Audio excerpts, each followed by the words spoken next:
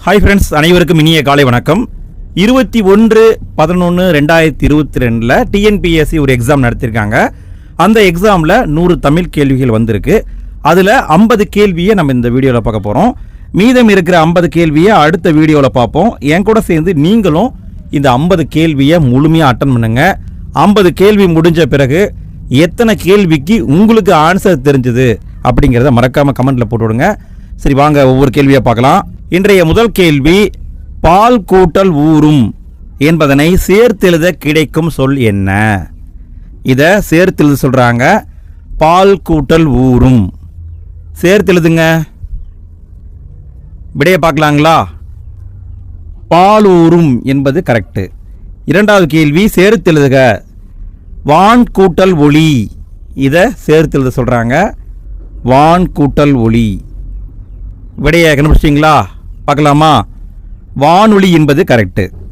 மூன்றாவது கேள்வி, கல் கூட்டல் தீது என்பது டேஸ் எனவும் சேரும். இதையும் சேர்த்தெழுத சொல்கிறாங்க. கல் கூட்டல் தீது சேர்த்தெழுதுங்க. விடையை பார்க்கலாங்களா? கக்ரீது அப்படிங்கிறது கரெக்டு. நான்காவது கேள்வி, களம் கூட்டல் ஏரி, இதை சேர்த்து எழுதுக. களம் கூட்டல் ஏரி, இதை சேர்த்து எழுதுங்க. விடையை பார்க்கலாங்களா? களமேரி என்பது கரெக்டு. ஐந்தாவது கேள்வி, பெயர் அறியா, இதை பிரித்து எழுதுக. பெயர் அறியா, இதை பிரித்து எழுதணும். எழுதுங்க. விடையை பார்க்கலாங்களா? பெயர் கூட்டல் அறியா என்பது சரி. ஆறாவது கேள்வி, நீள் உழைப்பு, பிரித்து எழுதுக. நீள் உழைப்பு, இதையும் பிரித்து எழுதணும். பிரித்து எழுதுங்க. விடையை பார்க்கலாங்களா? நீள் கூட்டல் உழைப்பு என்பது சரி.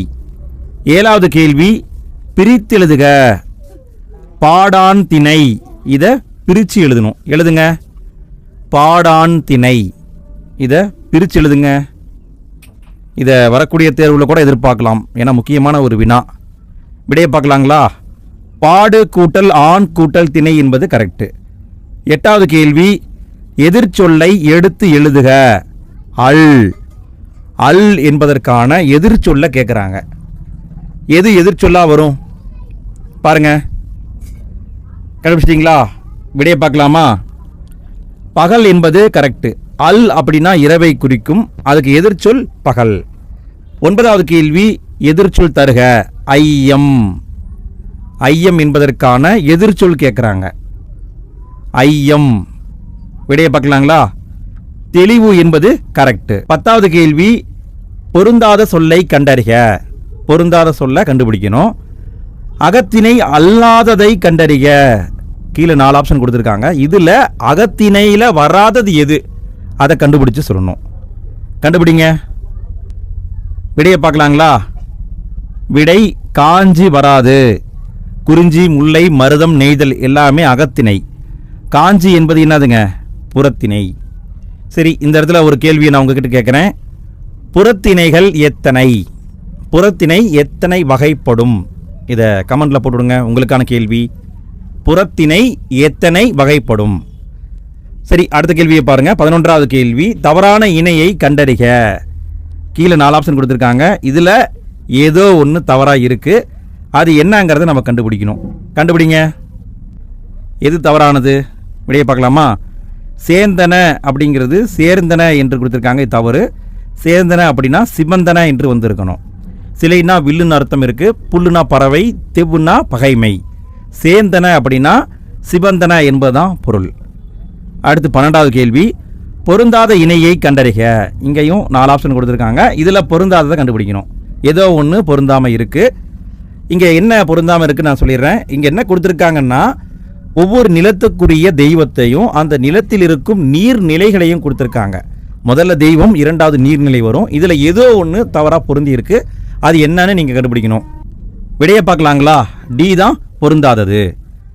என்ன மற்றதுன்னு பாருங்கள். கொற்றவை அப்படின்னா, கொற்றவை காளி எங்கே இருக்கும்? பாலை நிலத்தில் இருக்கும். பாலை நிலத்தில் தண்ணி எடுக்கணும்னா கிணறு தான் பயன்படுத்துவாங்க.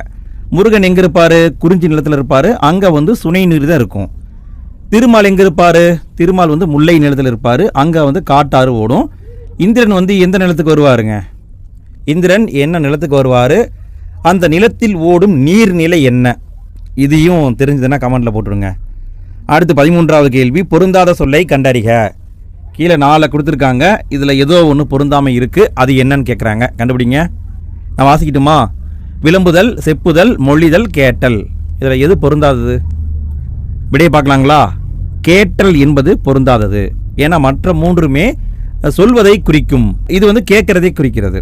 14வது கேள்வி, பொருந்தாத இணை எது? கீழே 4 ஆப்ஷன் கொடுத்துருக்காங்க, இதில் ஏதோ ஒன்று பொருந்தாமல் இருக்குது, அது என்னங்கிறத நம்ம கண்டுபிடிக்கணும். ஆப்ஷன் வாசிக்கட்டுமா? தூறு அப்படிங்கிறது புதருடைய அடிப்பகுதி, வெங்களி என்பது காய்ந்த களி, செம்மல் என்பது வாடிய பூ, கொழுந்தாடை என்பது காய்ந்த கட்டை. இதில் எது தவறானது? விடையை பார்க்கலாமா? கொழுந்தாடை என்பது காய்ந்த கட்டை எல்லாம் கிடையாது. 15வது கேள்வி, பொருந்தாத சொல்லை கண்டறிக. கீழே 4 ஆப்ஷன் கொடுத்துருக்காங்க பாருங்க, இதில் ஏதோ ஒன்று பொருந்தாமல் வந்திருக்கு, அது என்னங்கிறத கண்டுபிடிக்கணும். ஏரி, குளம், குணம், ஆறு. பேசிக் தான். விடையை பார்க்கலாமா? குணம் என்பது பொருந்தாமல் வந்திருக்கு. 16வது கேள்வி, பொருந்தாத சொல்லை கண்டறிக. இங்கே பொருந்தாததை கண்டுபிடிக்கணும். என்ன கொடுத்துருக்காங்க? சூம்பல், சொத்தை, அழுகல், கடலை. பார்த்தவொடனே தெரியுது, பொருந்தாதது கடலை தான் பொருந்தாதது. 17வது கேள்வி, வலுவற்ற தொடரை கண்டறிக. எந்த ஒரு தொடரில் வலுனா குற்றம் இல்லையோ சரியாக இருக்குதோ அதை நம்ம சொல்லணும். 4 ஆப்ஷன் கொடுத்துருக்காங்க பாருங்கள். செலியன் வந்தான், செலியன் வந்தது, செலியன் வந்தால், செலியன் வந்து விட்டான். எது சரியானது?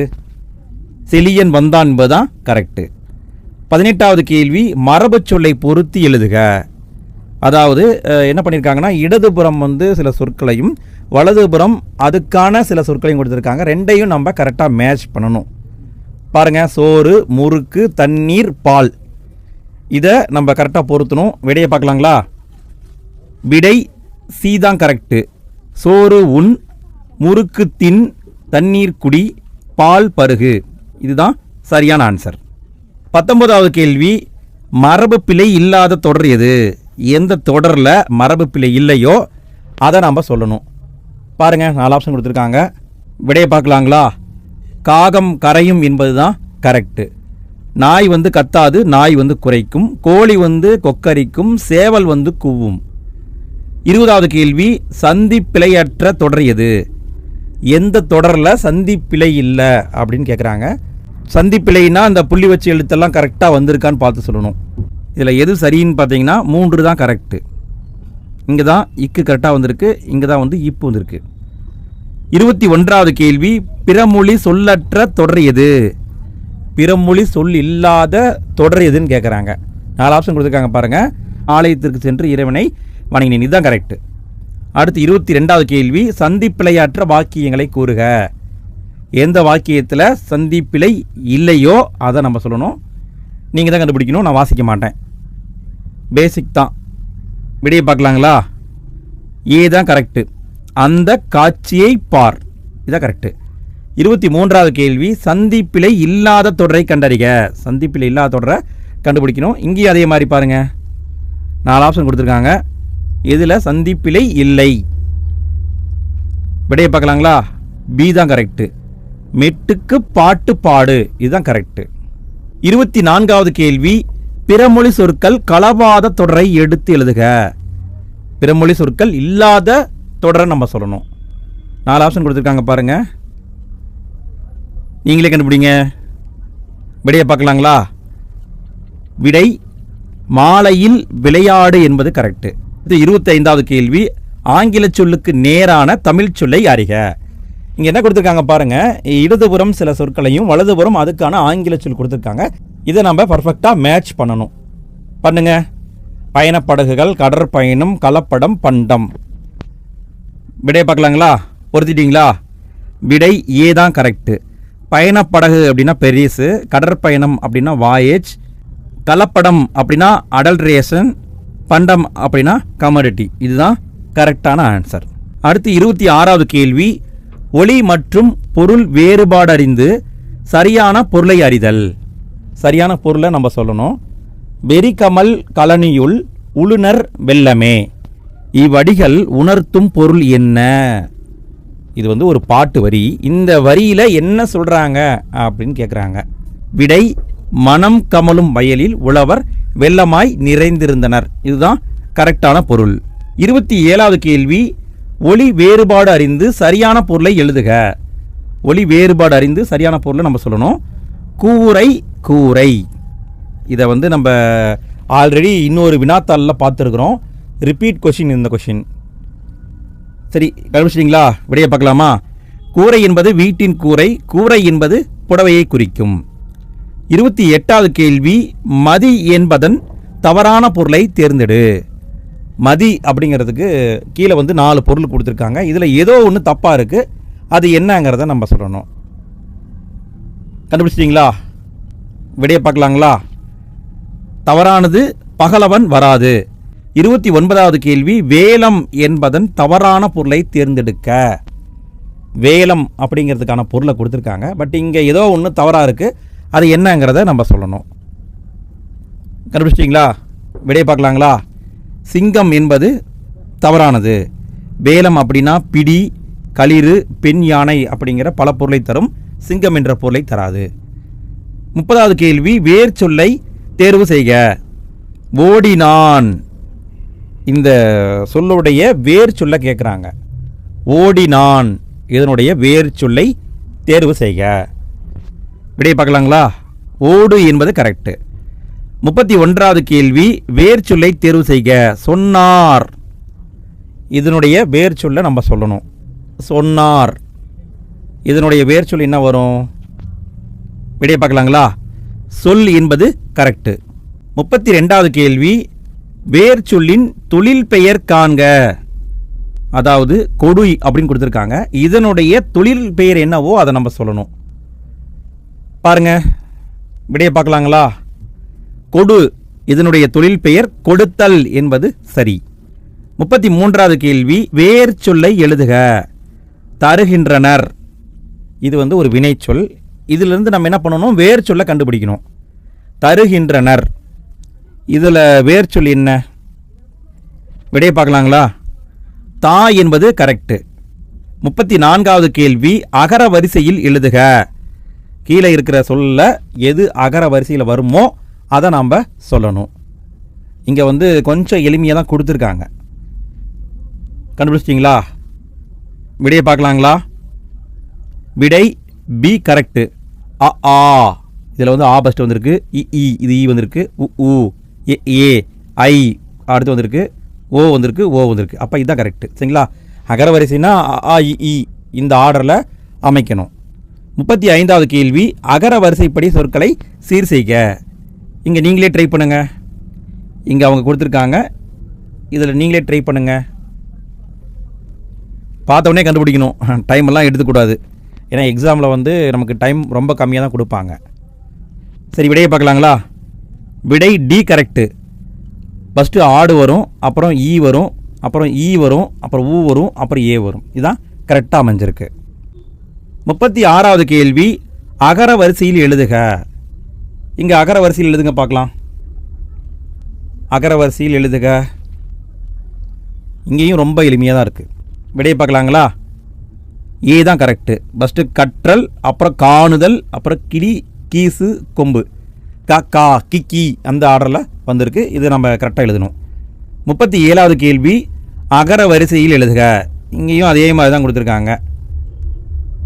கண்டுபிடிங்க. விடையை கண்டுபிடிச்சிட்டிங்களா? பார்க்கலாமா? பி தான் கரெக்டு. ரொம்ப பேசிக்கானது தான். பாருங்கள், ஆ வரிசையில் ஃபஸ்ட்டு வந்திருக்கு. அதாவது அ இ உ இந்த ஆர்டரில் ஃபஸ்ட்டு பார்க்கணும். அடுத்தது காங்கா சானா இந்த ஆர்டரில் பார்க்கணும். அப்போ இதுதான் கரெக்டு. அகர வரிசையில் எழுதுக. இதை நீங்களே ட்ரை பண்ணுங்கள். என்ன தொடர்ந்து அகர வரிசையே வந்துக்கிட்டு இருக்கு. விடையை கண்டுபிடிச்சிட்டிங்களா? பார்க்கலாமா? அன்பு, ஆடு, ஊக்கம், ஏது, அவை. இதுதான் கரெக்டான ஆன்சர். 39வது கேள்வி, அகர வரிசைப்படி சொற்களை சீர் செய்க. என்ன இந்த ஒரே கொஸ்டின் பேப்பர் பார்த்தா போது மாட்டிருக்கே. அகர வரிசையே இதுலேயே நம்ம நல்லா பயிற்சி எடுத்துக்கலாம் போலையே. சரி, விடை கண்டுபிடிச்சிட்டிங்களா? விடை பி தான் கரெக்டு. ஃபஸ்ட்டு வா வரிசை, அப்புறம் வா வி வி இப்படியும் கரெக்டாக அமைக்கணும். 40வது கேள்வி அகர வரிசைப்படி சொற்களை சீர் செய்க. இங்கேயும் அதே மாதிரி தான் கொடுத்துருக்காங்க பாருங்க. இதில் எது ஆன்சராக வரும்? ஆன்சரை பார்க்கலாங்களா? சி தான் கரெக்டு.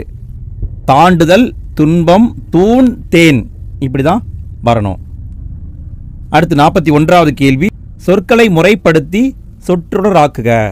கீழே பார்த்தீங்கன்னா ஜிலேபியை பிச்சு போட்ட மாதிரி கொடுத்துருக்காங்க. இதை நம்ம எடுத்து கரெக்டாக ஒட்ட வைக்கணும். ஒட்ட வைங்க. சொற்களை முறைப்படுத்தி சொற்றொடர் ஆக்குக. இது எங்கே இருக்குன்னா 6ஆம் வகுப்பில் இருக்குது. அதை அப்படியே கொடுத்து வச்சுருக்காங்க. சரி, விடையை பார்க்கலாங்களா? விடையை பாருங்கள். சாண்டியாகோ மிகப்பெரிய மீனை பிடித்தார். இதுதான் கரெக்டு.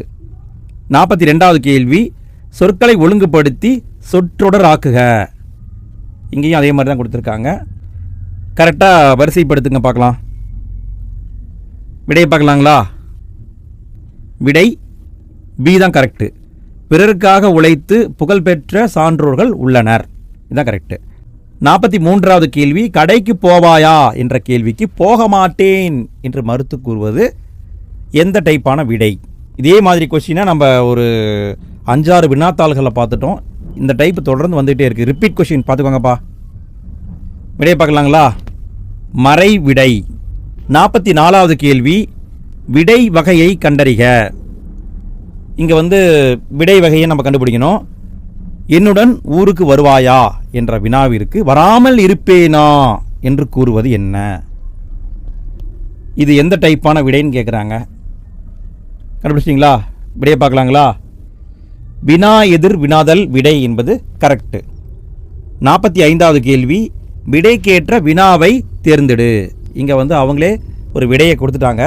அதுக்கான வினாவை நம்மளை தேர்ந்தெடுக்க சொல்கிறாங்க. சரி பாருங்கள். தேவநேய பாவாணர் மொழி ஞாயிறு என்று அழைக்கப்படுகிறார். தேவநேய பாவாணர் மொழி ஞாயிறு என்று அழைக்கப்படுகிறார். ஓகே, இதுக்கு எது கொஸ்டினாக வரும்? நீங்களே பாருங்கள். விடையை பார்க்கலாங்களா? விடை ஏ தான் கரெக்டு. தேவநேய பாவாணர் எவ்வாறு அழைக்கப்படுகிறார்? இதுதான் கரெக்டான வினாவாக இருக்கும். 46வது கேள்வி விடைக்கேற்ற வினா அமைக்க. இங்கேயும் அதே மாதிரி தான் கொடுத்துருக்காங்க. தொடக்க காலத்தில் மனிதர்கள் தனித்தனி குழுக்களாக வாழ்ந்து வந்தனர். இது விடை. இதுக்கான வினாவை நம்ம செட் பண்ணணும். கண்டுபிடிங்க. உங்கள் டைம் ஸ்டார்ட்ஸ் நவ். கண்டுபிடிச்சிங்களா? விடையை பார்க்கலாமா? பி தான் கரெக்டு. தொடக்க காலத்தில் மனிதர்கள் எப்படி வாழ்ந்தனர் அப்படிங்கிறதான் சரியான வினாவாக வரும். 47வது கேள்வி இரு வினைகளின் பொருள் வேறுபாடு அறிதல். அதாவது பணிந்து பணித்து. இது நம்ம பார்க்குற 3வது கொஷின் பேப்பர்னு நினைக்கிறேன். ஏற்கனவே 2 கொஷின் பேப்பரில் இதே வந்திருக்கு. ரிப்பீட்டாக அப்படியே வந்திருக்கு. பணிந்து பணித்து எது வரும்? விடையை பார்க்கலாங்களா? பி தான் கரெக்டு. இறைவனை பணிந்து செல்ல வேண்டும் என பெற்றோர் பணித்தனர். இதுதான் கரெக்டு. 48வது கேள்வி இரு வினைகளின் பொருள் வேறுபாடு அறிதல். சரியான விடையே இங்கேயும் கண்டுபிடிக்கணும். மாறு மாற்றி. இதை சரியாக நம்ம செட் பண்ணணும். கண்டுபிடிங்க. மாறு மாற்றி எது வரும்? விடையை பார்க்கலாங்களா? ஏ தான் கரெக்டு. மாறு வேடத்தில் பரிசு பெற்றவுடன் வேடத்தை மாற்றிக்கொண்டார். இதான் கரெக்டு.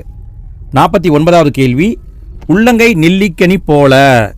இது ஒரு ஊமை தொடர். இது கூறும் பொருளை தெளிக. இது என்ன பொருளை சொல்லுது அப்படின்னு சொல்லணும். உள்ளங்கை நெல்லிக்கனி போல. விடையை கண்டுபிடிச்சிட்டிங்களா? பார்க்கலாமா? வெளிப்படைத்தன்மை என்பது கரெக்டு. 50வது கேள்வி கிணறு வெட்ட பூதம் கிளம்பியது போல. இது ஒரு ஊமை தொடர். இதனுடைய பொருளை தெளிக. என்ன பொருளை சொல்லுதுன்னு நம்ம சொல்லணும்.